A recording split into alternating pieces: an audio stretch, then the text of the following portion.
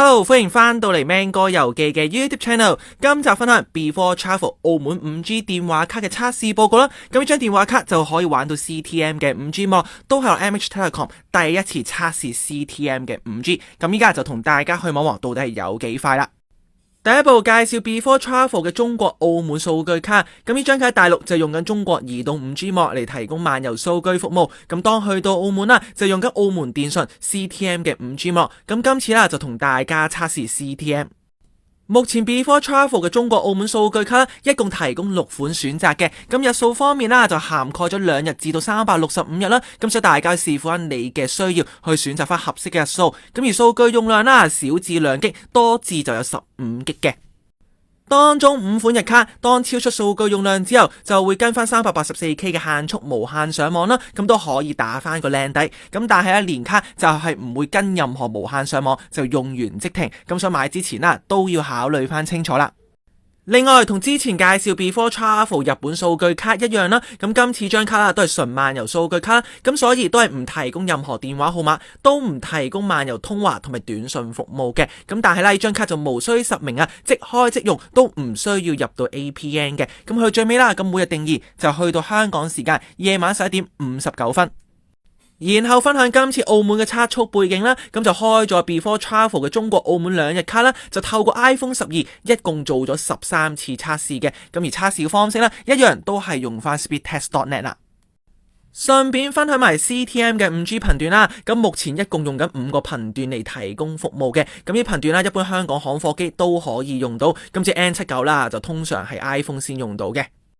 下一個環節就會分享一共13次詳細測試結果啦，咁都涵蓋咗澳門好多嘅地方。咁只不過進一步分享之前，希望大家幫手拉翻條片啦，同埋訂閱翻呢個 YouTube Channel， 同埋 like 埋 MH Telecom Facebook Page， 喺度都再一次多謝大家就係對 Man Home Tech 嘅支持啦。另外都想藉此機會分享埋網店 Anlanda 嘅優惠碼啦，咁大家下次需要買電話卡啊、買旅行上網卡、買增值券都可以用佢嚟獲取優惠嘅。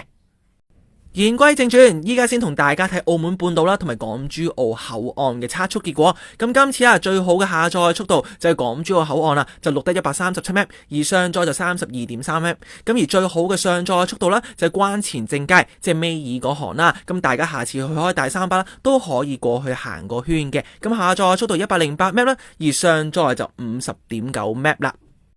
而新城 A 區啦、慕拉士友誼大馬路啦，咁成績都相當之唔錯，下載速度全部都係60 Mbps 以上啦，上載全部都係雙位數嘅。咁只不過當去到新中央酒店嘅天台啦，就成績就今次最差啦，下載19.1 Mbps， 上載25.5 Mbps 啦。咁另外水坑尾嘅成績啦，都係麻麻地嘅啫。咁下載同上載咧都係20幾30幾 Mbps 左右啫。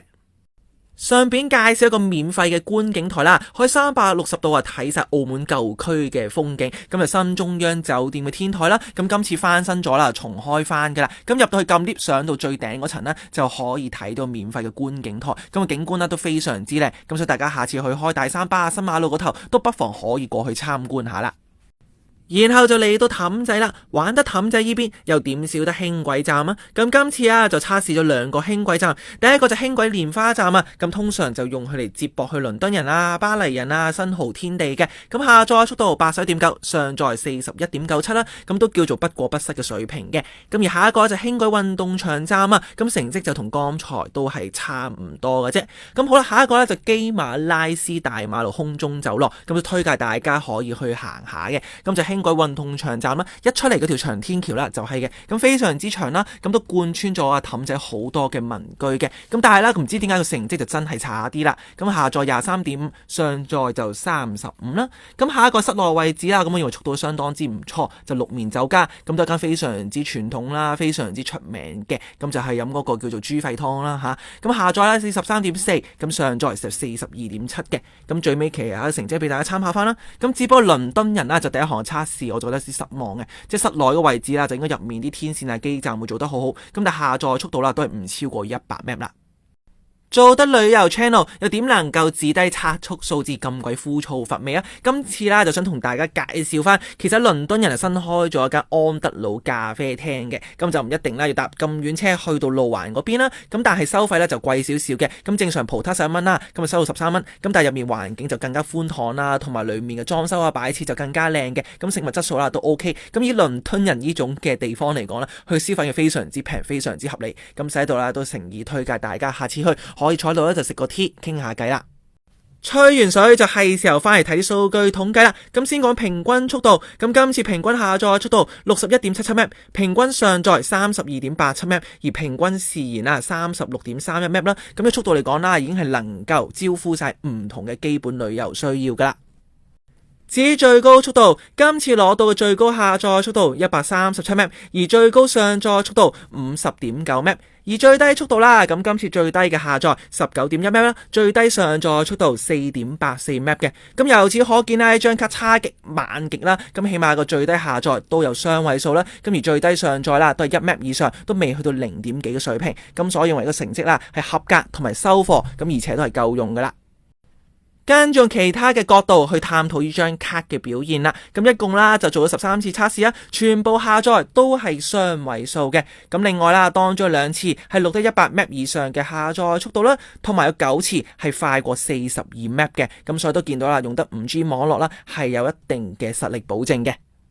相比起下載表現，咁我認為上載速度啦一樣都好值得去探討嘅。咁今次啦一共做13次測速啦，咁有12次上載都錄得雙位數，最快都可以攞到50M 以上。咁我用嘅表現啦都證明咗，其實用得 5G 網絡啦，咁個表現其實都可以鞏固咗唔少嘅。咁呢張卡可以見到上載咁勁呢，都可以確保翻啦。假如中意 po social media， 尤其是要鋪片呢，咁其實都可以令到你嗰個使用體驗啦都係好順暢嘅。咁但係玩得片嘅朋友啦，都要留心翻你數據用量夠用啊，定還是唔夠用啦？